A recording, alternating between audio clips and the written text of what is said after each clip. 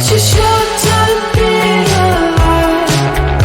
All this hardship and convenience makes it so hard to make sense.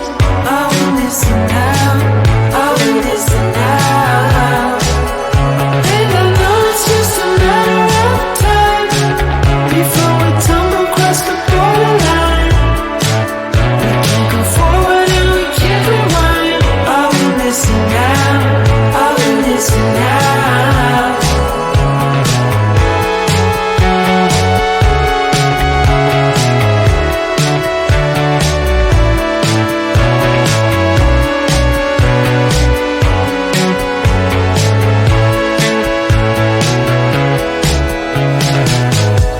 Just close your eyes. I can't believe we've been through this for so long. Pressure's on, you better step up. Probably stop playing the stupid song. Just close your eyes and you'll be fine. Such a short time to be alive. All this hardship and convenience makes it so hard to make sense. I want this now, I want this now.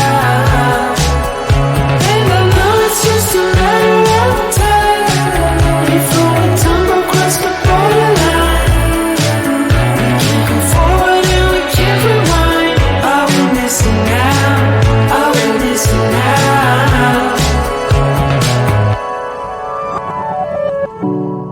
Hold on to something.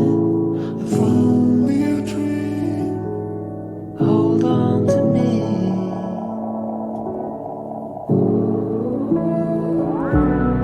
Better than nothing. How it really may seem. I'm gonna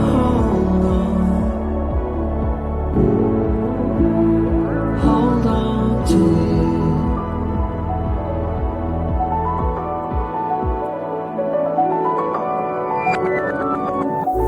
Just close your eyes.